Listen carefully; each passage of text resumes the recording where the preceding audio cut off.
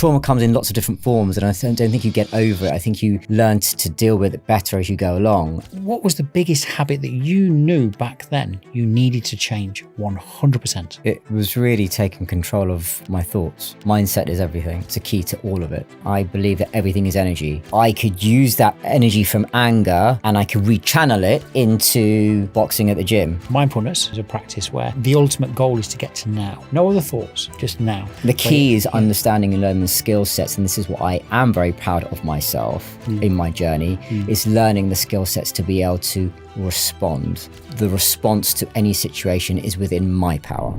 Thank you very much. Great to be here. I think you look incredible, by the way, today. Thank you very much. You are covered in as much as, for those listening on audio, he's not sitting here in the buff. But if you go on his socials, you'll see what an incredible transformation it's been. And you shed 27 kilos, didn't you? It's about 60 pounds. Mm-hmm. But whilst it started with fat to fit, and that's a phrase I take from you on your website. So anybody who's offended by that term, I'm sorry, but that's a fact. But it wasn't just your body, was it? It was your mind. Can you take us back to that part where before you were ripped with a six-pack and looking fucking awesome and being in a very, very good place mentally, can you take us back there, Dylan, to the old version of you? May I refer to it as that? Yeah, sure. The old you. Overweight, feeling drained, feeling emotionally very, very in a different place. Can you take us there and explain what was happening in your life then? It was a bad relationship I was in, a toxic relationship, ultimately, when I reflect back. And that was a culmination of a number of years in a relationship that didn't really work, wasn't working, tried to make it work, did everything to try and make it work, and it just wasn't. And so the low point was a breakup. And in that breakup, there's one or two ways you can go with that, right? You can spiral down or you can choose something different. And in my case, especially, the career that I was in at the time was in the City of London, so a trader in banking on a trading floor. And you can only imagine the types of influences that are potentially at your fingertips should you want them. And you can spiral towards that, as most people do, or a lot of people do. If anybody who's trying to imagine, are we talking alcohol, drugs, that type of thing? Yeah, absolutely. I mean, I don't think it sounds like I'm trying to avert saying swear words, but no, that's the fact of life, right? There's drugs, there's alcohol, there's lots of intoxicating avenues that one can go down if they don't feel great, and they're available to anyone, anywhere, but even more prevalent in the City of London, within trading, within banking, within, lots of other sectors as well. Let's be fair. Yeah. Sure. And also let's just balance that scale a little bit, because even if you're not feeling low, some people turn to it just because they need that energy or they start to get addicted to it. Yeah. So, but you didn't go there, did you? No, I had a choice, and we all had that choice. And I didn't want to. I think I was very much aware of the fact that the person who I was breaking with, I know she wanted me to go the wrong way. It sort of suggests to me, I don't know this person, the pod that I produce, So What's Your Story? We've had specialists on, we've had narcissistic abuse and trauma specialist doctors. We've had people who have been exposed to narcissistic abuse. It sounds to me, maybe I'm making a presumption, that this person was or has narcissistic tendencies, because to start to punish somebody that you love or did love, whichever way you look at it, isn't actually normal. So, it's a trait of something that's psychologically wrong. Not necessarily narcissistic, because that's a tag that some people don't like, and it is bandied around a lot now. I think way too much. But there are things that you've described to me out of the studio and that is in the public domain that sort of suggest that you were subjected. You mentioned the word toxic. It was damaging, wasn't it? For sure. Yeah. And the irony of that is I was being made out to be the narcissistic one. Though that's what they do. Yes, exactly. And it was only years afterwards when I reflected back that clearly the way that she behaved demonstrated the fact that she was actually the toxic narcissistic one. So most definitely I was in a situation that was very, very negative, very, very toxic. I married a gold digger. That's what happened. And so it then got to the point whereby it was an epiphany at the moment of actually separating, where I realized that in that moment she wanted me to then act badly, which would then serve in her favor. And of course, in that moment, I made the decision in that moment, and it was a choice that I made that each of us have the power to make. I chose, because of that epiphany in that moment, to not behave badly, to do the polar opposite. And that was the start of my journey. It takes a big person, and it takes a brave person, and it takes a lot of courage. Even though it's a brave, it's a different thing to not react, to not bite, to not start pointing the finger and going toe to toe. It's difficult, Dylan. But you were, of course, traumatized. Mm-hmm. You were affected. Your esteem was battered. Still am. Do you believe you are?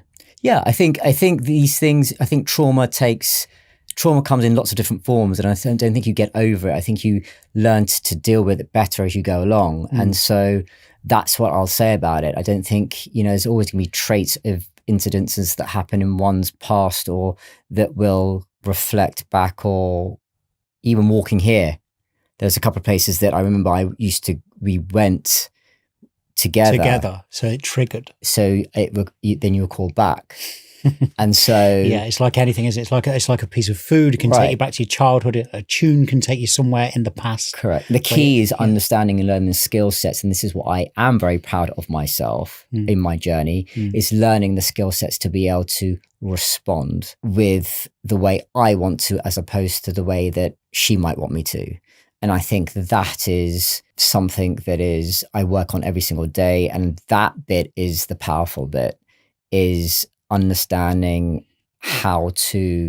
understanding that the response to any situation is within my power. It's so true. Mel Robbins has the well-publicized book right now, and my former guest just a few weeks ago, Annalie Howling. That episode isn't out yet, but stay tuned. Unapologetic, Release the Shackles. Yeah. Because it's like we can choose how we react, can't we? So we can choose let them, is obviously Mel's theory, philosophy. But it's let me. If you read the book, it's let me as well. Let me choose how to respond. And that is something we all have. We don't always get it all right, do we? And you're human, right? So you are going to make the occasional error, I'm sure, not necessarily in this. For sure. There must be instances where you go, "Fucking hell, come on, move out of the way," or it's like, "Come on, I need to be somewhere." There must be something. You're not a Buddhist, absolutely, Buddhist monk, most definitely. And I think, if anything, those situations, then you need those situations to then become aware of the fact that you acted like that, so that then you can work on not acting like that in the next instance. And I think you talk about Mel Robbins, you talk about that philosophy, let them, and let it, but actually it being about let me choose how I act. But actually it's a philosophy from over 2,500 years ago from Buddhism. Buddhism, yeah, or Stoic as well. Yeah, absolutely. But it's based on there's a story that my parents told me when I was a child, I forgot about, but it's for whatever reason it stuck with me. But it was about the Lord Buddha, and how back 2,500 years ago, when he started practicing Buddhism and then teaching Buddhism, he started to get more and more people within India following his teachings. And there was a lot of anger towards him, because the incumbent religion, everyone in India just followed one religion, and they all did one thing and the same thing, and one set of teachings. And as Lord Buddha came along and started, became enlightened and started teaching what he had learned and was thinking, more and more people started to follow him, and people from the incumbent religion became angry with him. because they didn't like it. They were like, there's this change, this new thinking, and people didn't like it. Change. It's changed. Like, and we still, 2,500 years later, people still don't like change. They fear change and they hate change. And then there's antagonism because of change. So we haven't actually evolved that much. If you think about it from a human state. Fair point. So when you go back to Lord Buddha, when he was teaching these things, there was a lot of anger towards him. People didn't like, but more and more people started to follow him. I call him the original Instagrammer, the manual Instagrammer, right? He just got more and more followers. And so one day, Lord Buddha's under the Bo tree, meditating calmly as he did, and this young man comes rushing up to him, screaming at him, like running towards, you're fake, you're a criminal, you're fraud, you're a liar, you're all of these things, like screaming at him. And Lord Buddha opens his eyes and and asks the young man, if you were to give me a present and I don't accept it, who does the present belong to? And the young man goes, I was like, what are you talking about? I mean, like, he's screaming at this Lord Buddha saying, you're a criminal. I'm like, the confused young man's like, what's this ridiculous question? And the young man goes, well, I guess the gift is mine, stays as mine. And Lord Buddha says to him, the same with your anger. Wow. That is powerful. So Lord Buddha chose how to respond. If he had shouted back at the young man would have been controlling him, because he would have been triggered by the young man to shout back, which is what we normally do, which is what the masses do, including me. That's what I used to do. Used to like scream back, not scream back, but like I'd certainly tell you what I think out loud. Because none of it it's a natural response. Yeah. We don't like being attacked. Correct. Whether it's verbally, physically, whatever. Right. Yeah? So you attack back. And so you either completely retreat and give up and sort of curl up and let the abuse come to you, or you try and give a bit back. Correct. And that's what actually they want you to do. So in the moment of separation, with 2 suitcases in my hand, my backpack, and leaving this arguably my place behind, that epiphany occurred. Wow. And so for the entire time after that, I was like this, which I think completely confused her. It would do. She didn't get it at all. Yeah, it would do. Because I mean, it comes into then grey rock areas and things. And this is something that a former guest, Dr. Alina Kastner, we've just actually released a piece on our YouTube channel to understand grey rock techniques. But there is a danger, because when we just switch off and we don't react, we can antagonize more coming at us. Anyway, so you obviously at that time, whilst you'd got this epiphany, this light bulb moment of I'm not gonna rise to this. I'm gonna choose how I react. You were still, and you say to this day, traumatized, affected. You're also carrying a bit more pudding than you are now, right? Yeah. Sure. Quite a bit, 27 kilos, right? So what happened, Dylan? Because was it another moment of you to say, were you looking in the mirror? Were you not liking yourself? Were you thinking ill things of yourself?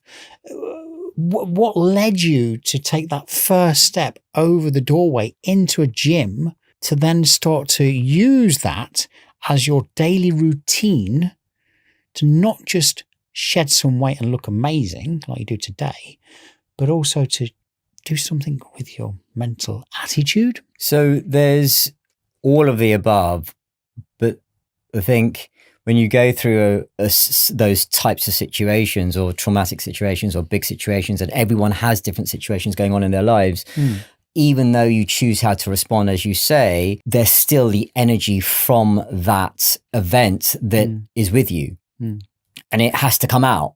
Yeah, there's also the inner self-talk, isn't there? Yeah, for sure. And all of these things, the inner self-talk can be triggered by what's happening to you, and what's happening in that situation is meant to trigger anger, fear, sadness, frustration, all the negatives, right? But the way I look at it is that, that has to go somewhere. Something has to happen with that. And typically the standard response is to shout back and scream back and behave badly and do all the things that anger typically makes people do. But the way I started to look at it is that it's all energy. That's a quick question. When I look at your social, I see this very positive, confident, not just body confident, mind. Would you describe yourself as an extrovert or an introvert? I wouldn't say I'm an extrovert. I don't think you are you? You're a bit of a hybrid, maybe. There's definitely times where I'm happy to just be by myself, and I'll happily just be on my own, travel on my own, do my own thing. You're definitely an empath, aren't you? Yeah, I guess I do definitely feel a lot of stuff. Yeah, for sure. There's a reason why I ask you that, because extroverts tend to have, particularly male, a lot of bravado. So it's like, fuck it. She's fucking, yeah, she's gone. Who gives a shit? Yeah, I'm gone. Yeah, don't matter. You know, empaths, introverts tend to let it fester a little bit and feel the pain more internally, which then can lead to mental health issues, which can then lead to this downward spiral. And why I'm asking you that is not to analyze you. I'm not a therapist. Yeah. I'm an observer of people all my life. I like to think I've got a good take, but I've had my own mental health issues. As you know, we've spoken about it. They were tragic. I got to a darkest place in my life. I didn't ever think I'd get there because I'm an extrovert. How can that happen to me? Confident, successful, fucking hell. Yeah, right. That means jack shit when this starts talking badly to you. What was happening then, Dylan? Because you said you feel things. You weren't in a good place, were you, mentally? No. So I think that, as I say, I started to realize that, as I say, I look at things and I see things and I believe that everything is energy. And so pain, frustration, sadness, all the negatives, all of these things is energy in the same way that you could argue happiness, joyful, all the positive things are. It's energy. Mm-hmm. So it's a case of how do you want to use that energy? So I could use that anger, energy from anger and be angry, or I could take that energy that's just been triggered because of whatever's happened, and I could rechannel it into boxing at the gym, or I could rechannel it into being creative through photography, videography, and writing, which is what my social media is from. I was never allowed on social media before. My ex, she didn't like me on social media. I never had an Instagram account. I actually didn't even know how to post on Instagram. Fuck. Right. So and the reasons were because she felt, or let me let you tell the story. There was an implied, well, it's more than implied. She thought she didn't want me on social media because she thought I might meet other women. And yeah, well, it's a control thing then, isn't it? So she was like, you don't, and I didn't really care about being on social media, quite honestly. I was working in a bank, working on a trading floor. You're working 12, 15 hours a day, right? So I didn't really care, but that was the reason why. But when we broke up, I was like, I need to reinvent myself. And I was like, what one way could I do that? I wanted to be creative again. I didn't want to necessarily, I used to do sculpture. Sculpture was a thing that I used to do. I used to make things. I used to love making things. And so it was like, was that relevant to me now? Is that practical? No, it's not. And then I happened upon Instagram and I was on holiday, and actually a kid set my Instagram account up totally by accident. I didn't know how, and I was on a holiday literally the week later. They were taking pictures of some guests, of which they asked me to be one. And I was like, oh, great, I can get some nice pictures for Instagram. And they gave me the pictures. And I was like, great, how do I put this onto here? I literally didn't know how to. Wow. And I had to go to reception at the hotel in Mexico and say, could you... Really? Could you... So you were totally green on social? They sent me photos on email and I was like, I don't know how to put it on here. It's like, I went to the receptionist and can you show me, how do you do this? And they looked at me as if and let's just remind ourselves, 442,000 followers, and his reels get hundreds of thousands of views sometimes. More than that. Right. So yeah, it's interesting, isn't it? Because then this started to become a platform for you to express yourself. And as you did that, you were finding, oh wow, people are actually paying attention, because you again get on Dylan's social because it's so authentic. I'm going to ask you during this interview actually about that. We're going to lead up to that, because you are, I mean, you're so transparent. Without details. that makes sense. Well, But I don't name people. You don't name people. You yeah. you don't do any of that. But you put yourself under the microscope. Yeah. You do. And we're going to talk about trolls and things like that because I'm sure you've had them. But, so again, I just want to go through this journey because I don't want to jump too far forward because it's really important, I think, for everybody to understand what you were subjected to. We get that, right? And I know it's really, we could probably do a whole episode on that, but we're not going to because we've got a lot to cover. You were clearly traumatized. You turn to the gym. You start to then channel this energy back into a positive for you.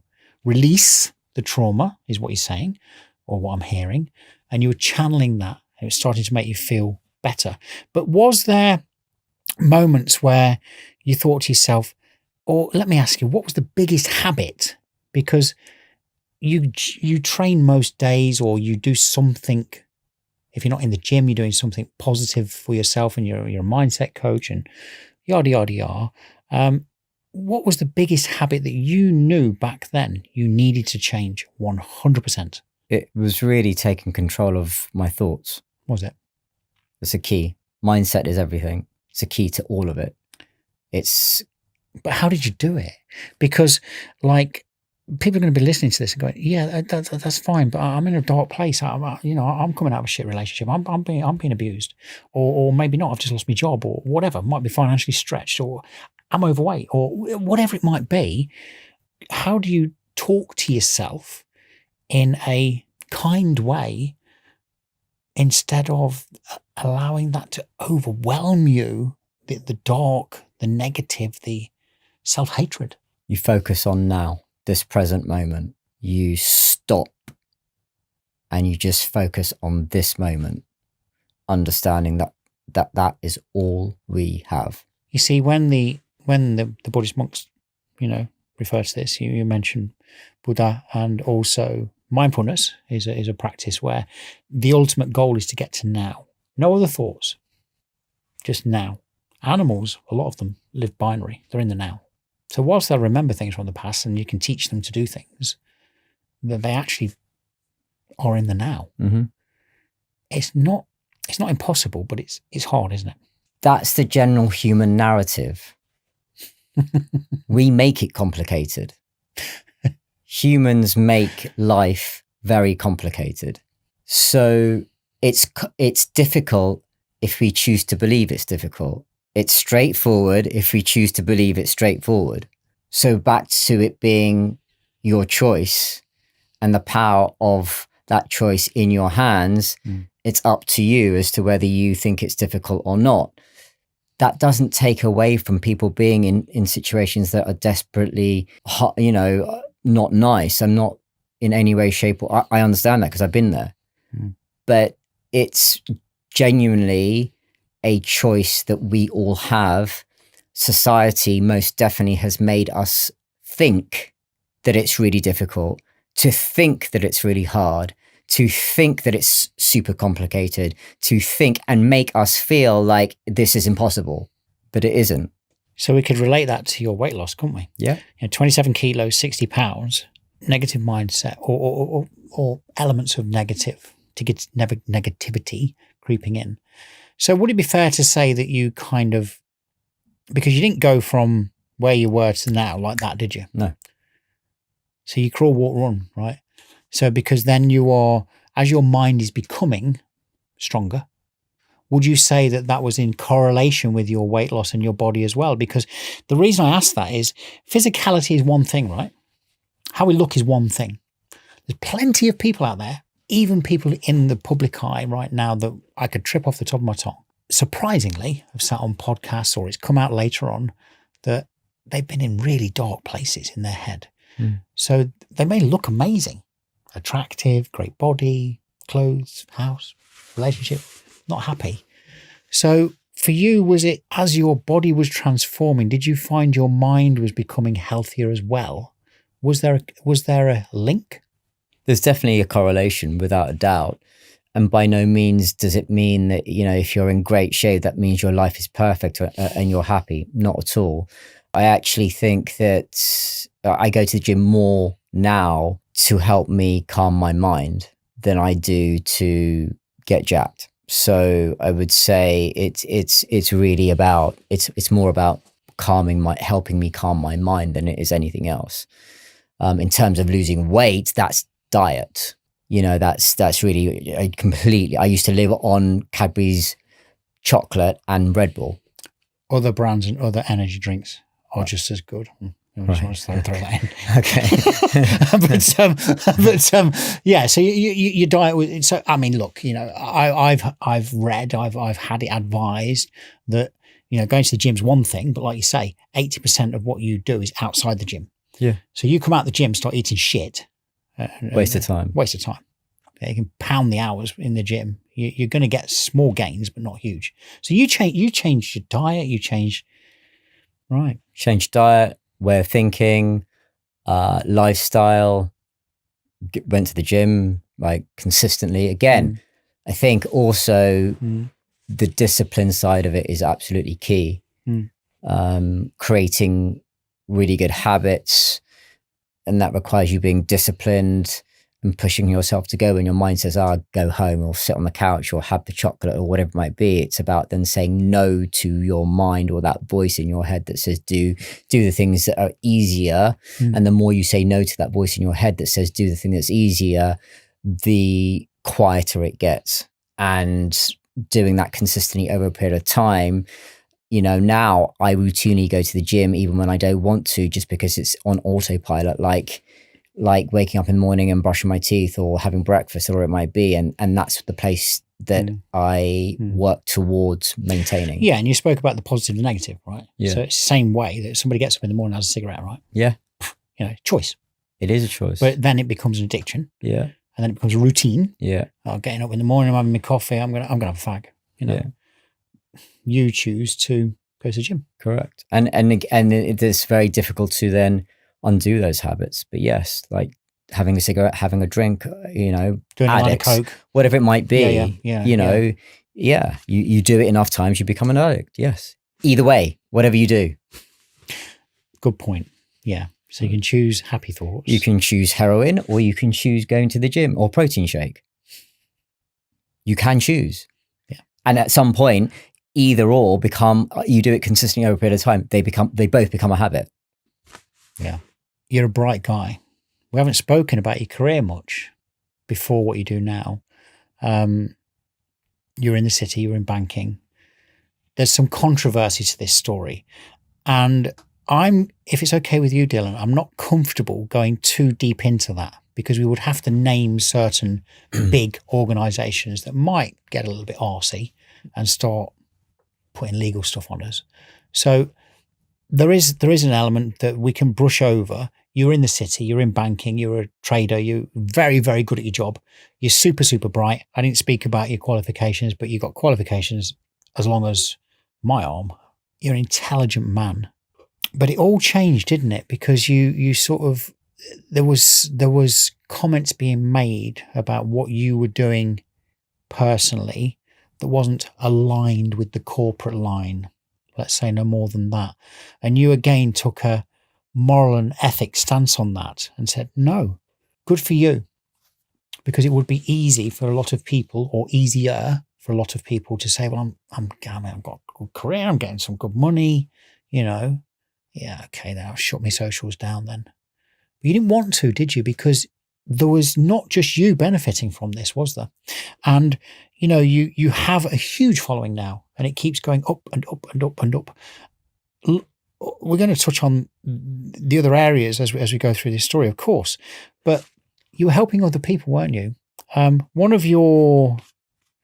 I'm looking for it. One of your quotes off of your website, which is really interesting, I'll find it in a minute, is about helping other people. We're kind to ourselves, we be kind to other people kind of philosophy. I'm paraphrasing. There's a line, I picked it up on your website. We rise by lifting others. There we go. Thank you. We rise by lifting others. And as your social started to grow, by your own confession, didn't even know how to put a picture on there, right? And then you got pretty savvy. And then you just started telling your story.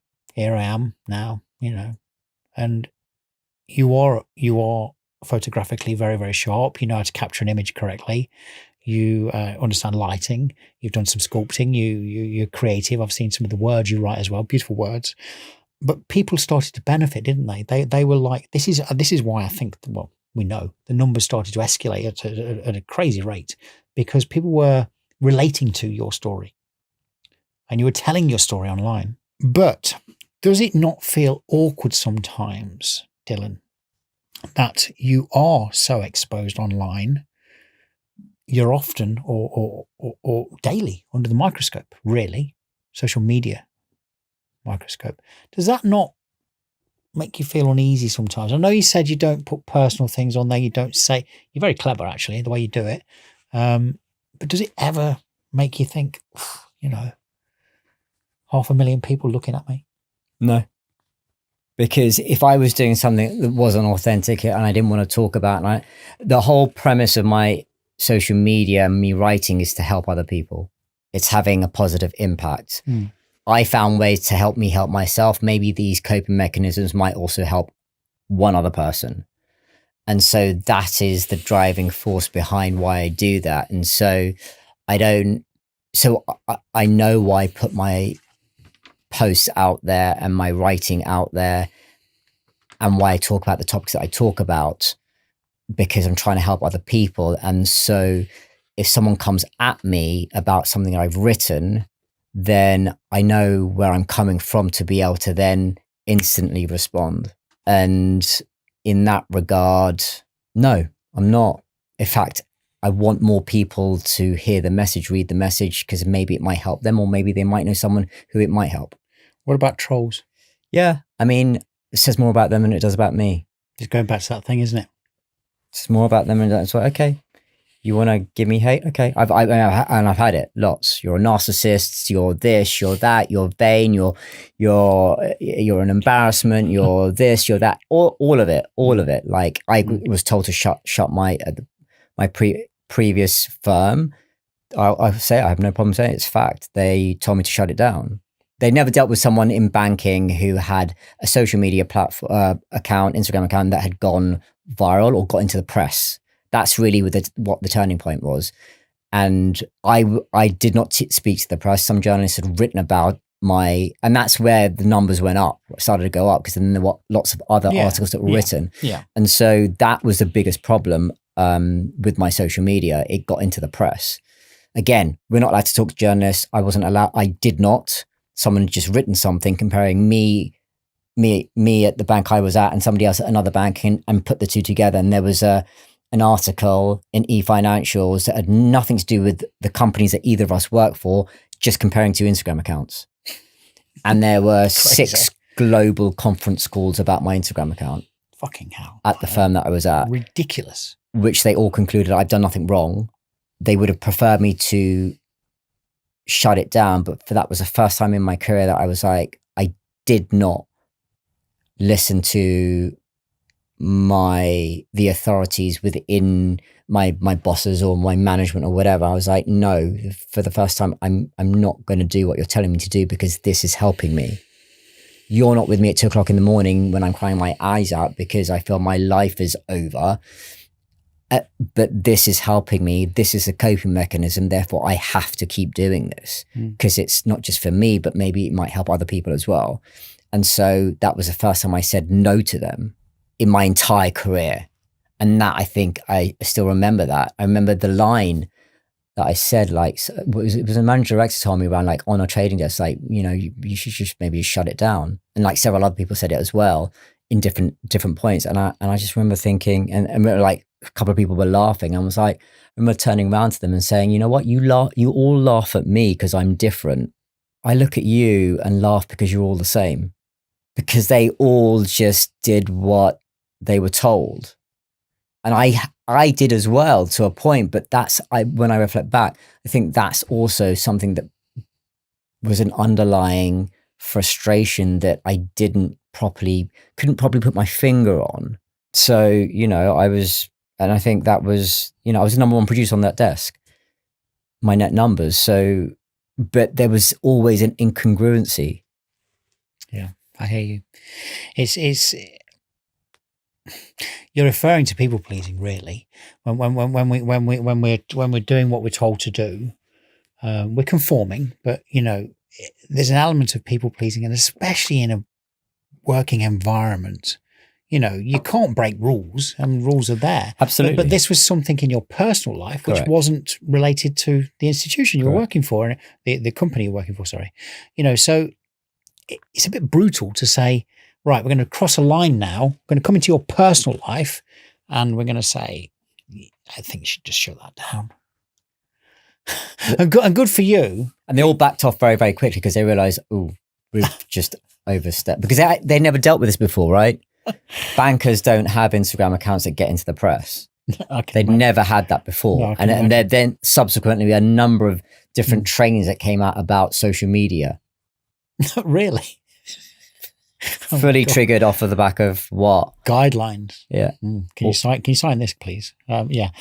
So you mentioned there, because look, you tutored under various forms, but you actually studied with Jay Shetty as well at some point and did his coaching program. You're a mindset coach. You model online. You're an ambassador for brands. You are an influencer. I know you don't like that word, but you've also created something. It's called AI Dilan. And you just, as we were talking then, you said about the times where 2 a.m, crying your eyes out, journaling, not feeling great. Was that the birth of AI Dilan? Was that the point where you thought, I wish I could just talk to someone now? I wish I could just confide in somebody I can trust, someone who is not going to judge me. Because AI Dilan, tell us about AI Dilan. And was it in those moments that you started to create AI Dilan? No, it was in the gym in Bali doing bicep curls. There you go. That's when the idea of AI Dylan was born. I was trying to read it. I was like, I thought I'd created a lovely narrative there, but how fucking wrong I was. But it was about helping people at 2:00 in the morning when they don't want to talk to anyone else, or they can't talk to anyone else, or they can't access anyone else. It was about that, reflecting back to those moments. Like if I was back in that moment, like, what would someone who I follow or someone who I rate say, who isn't up at 2:00 in the morning, but that I would really like to know what they would say in this situation to me. I love that. That's what it was about. That's what it reflected back to. So that you had, there was all this stuff. I was like writing on social media to help other people. Then I was, learning to become a life coach through Jay Shetty's life coaching program. And then I was in this environment trying to exit where I was and go to another place. I was in a long period between the two where I couldn't actually go and work at a competing bank. So I basically used that time to go and learn other stuff. And it was a very unique situation. And in that time, I also thought, well, if I was going to make this a business, how could I scale this? There's only so much you can do one-on-one.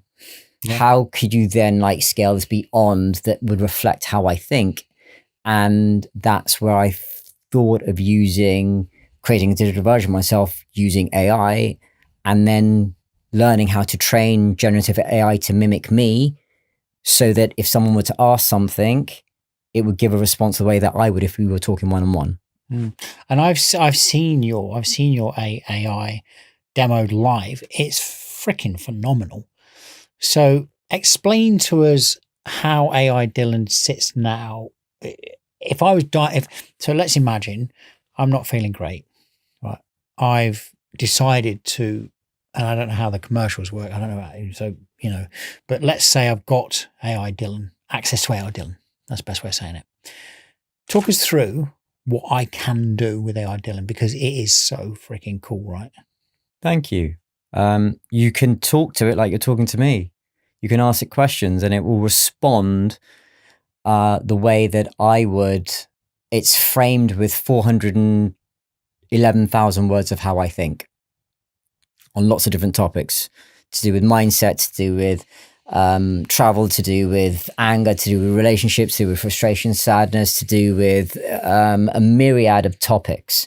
that I've documented over the years on my socials, on my website, on articles that have been written about me, and then an additional, number of words that have been written specifically for this to talk about specific mindset type topics. And I've written that, I've organized it, I've categorized it, I've cleaned it up. I've then trained that knowledge base and applied it to generative AI so that it then mimics how I talk. So if you talk to it, you can call it and just ask it a question and it will respond like me. Or you can write like you do with ChatGPT 4. Imagine ChatGPT 4, but it sounds like your mate. So it's trained like your mate, because I've basically taken something that's generative AI, which is incredible genius technology. And I'm like, okay, I don't want the generic. I want how I think. Yeah. So you can essentially dial in. Yeah. Hi, Dylan, it's Ian. Not in a good place right now. This is what's going on in my mind. And then it'll pause, it'll listen, it'll understand what you're asking. You're going to live demo it? I can do, yeah. Wow. On air, we're not now chopping off, we're not editing. I'm telling you, the cameras are rolling right now. This is in studio. Let's get this. Go on. So this is now AI Dilan. How can I help? Hi, I'm feeling low. I'm feeling down. It's 2:00 in the morning. I don't feel great. I'm having some really dark thoughts. Can you help me just in this moment? Hey, I hear you. It's heavy right now, yeah? But you're not alone in this moment. Let's start small. Breathe in deeply through your nose for 4 seconds. Hold it for 4 and exhale slowly for 6. Do that a few times. It's 2 in the morning, but you've already taken a step by reaching out. That's strength. What's one thing, just one, you can do right now to feel even 1% better? Maybe grab some water or just sit with me here for a bit. You're not alone. I still feel it really difficult to calm my mind. I understand about the breathing, but these voices just keep going round in my head telling me some really dark things. I hear you. Those voices can feel relentless, but they're not you. They're just noise. Loud, yes, but not true. Try this. Place your hand on your chest. Feel your heartbeat and remind yourself, I am here. I am safe. I am in control. Say it out loud if you can. These thoughts might feel powerful, but they don't define you. You're stronger than them. Let's take this moment by moment together. AI Dilan. I've got to tell you, whilst I just listened to that, you talk about triggers and things. I took myself back to the 30-year-old version of Ian, and it was not good what was going in my mind, because I just wish.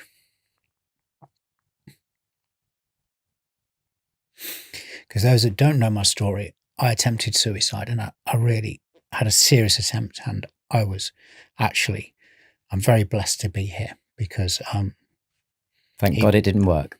Thank you. Even the consultants who saved me don't know how I'm still here. I bolted back to life, and that's a whole other story, which I don't want to railroad Dylan's story. But as I'm listening to that, boy oh boy, because for me in that dark space, I had no one to turn to, or at least I didn't think I did. There's plenty of people that wanted to help me. There are. Absolutely there are. But at 2 a.m, you talk yourself out of it.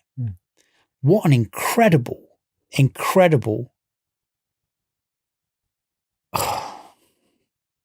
platform you've made, Dylan. This is going to help people, and is helping people.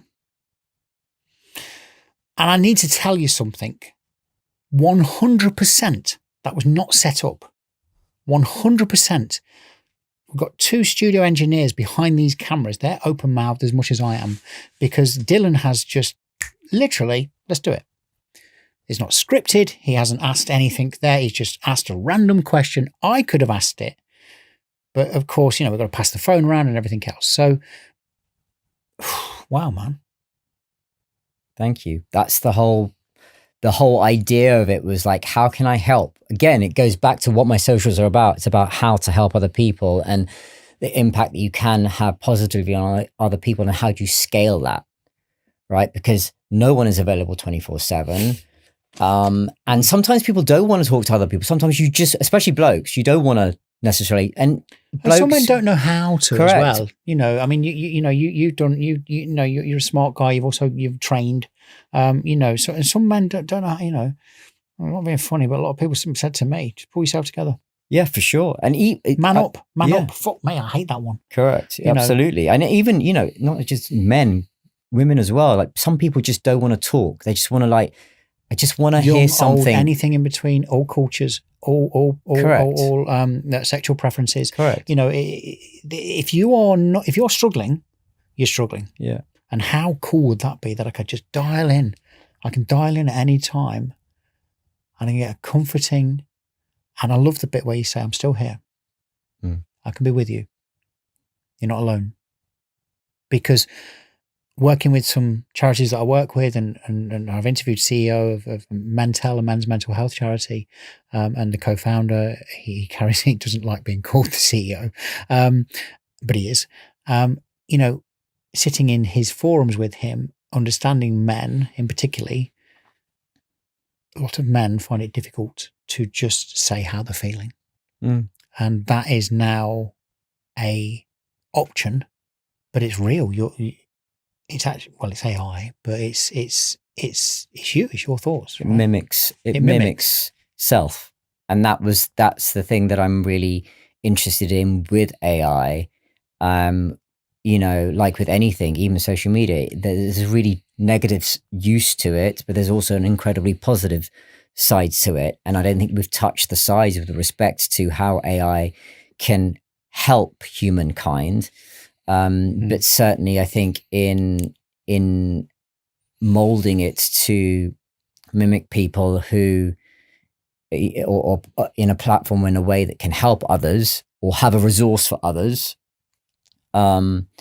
understanding absolutely, and I say this, and I've said this for years, way before I even thought of AI Dilan, nothing replaces the human experience. No, it at doesn't. all. It doesn't. At all. But, and I've said this for years as well, and AI won't replace humans. I don't believe that for all the scaremongering that's out there, but I do believe this, and I do know this, and it's that humans that use AI will replace humans that don't, which is very different from AI replacing humans. No, I hear that. That's a great point. A really powerful point. You obviously have taken this out into the commercial world. You've worked with some very, very notable people. You've taken 18.2 million words off of Adam Stott, for example. Are we allowed to mention that on air? Yeah. Yeah.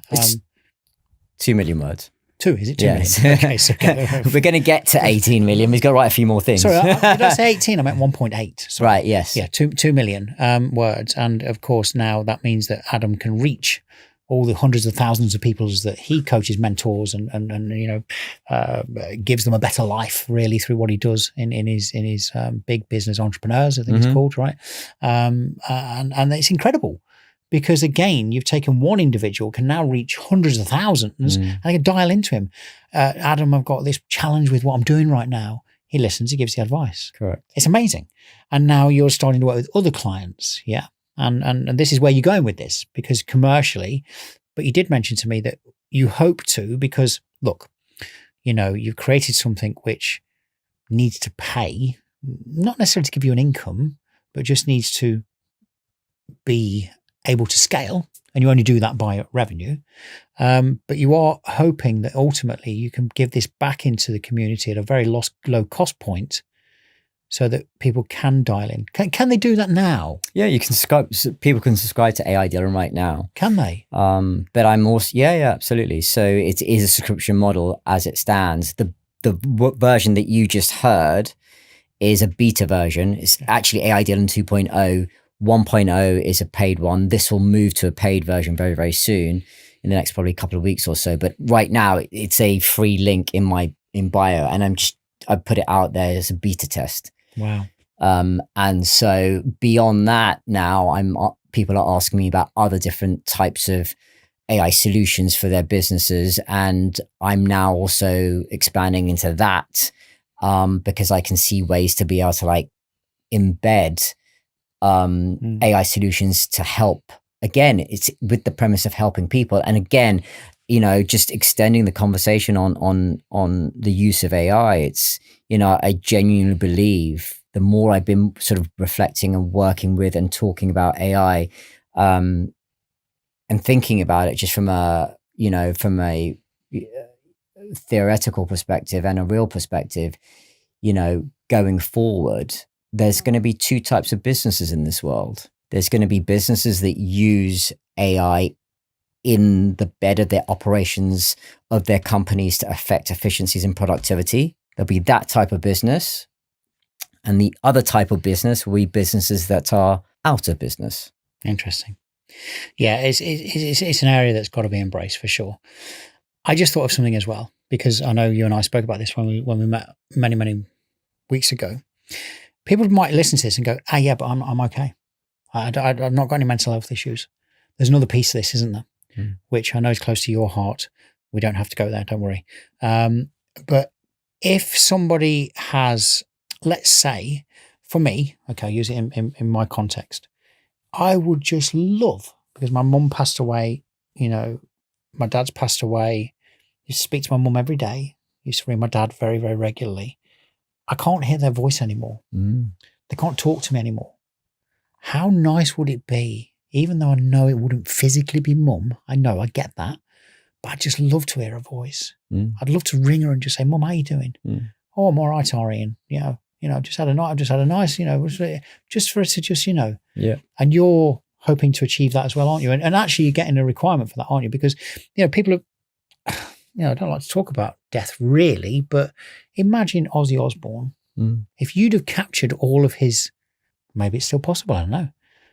But it definitely is possible. There's no two ways about it. I mean, for sure. I mean, I want to AI my parents, for example, right? One day, thankfully they're still here and they are the be all and end all of my life. And without them, I'd be nowhere and nothing. But one day, reality of the matter is they'll be gone. And I don't like to say that, but it's true. It's a fact of life. They become physically. Yeah, they're gone physically. They're still. I genuinely believe we're still connected, right? We just move into another. Me too. We just don't know what that is in this world here, right now. So, I'd love to be able to AI them, take their voices, how they think, and then be able to have a conversation with them, right? Exactly.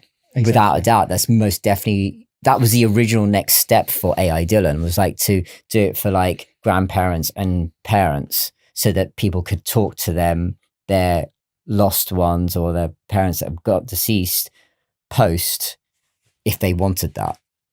So look, your life's changed massively, hasn't it? You've gone from this, overweight, kind of negative thinking guy to buff, looking amazing, 440,000 followers on Insta, and your other social platforms, and then building this business now, and you're in a very good place. Very good place. Fair?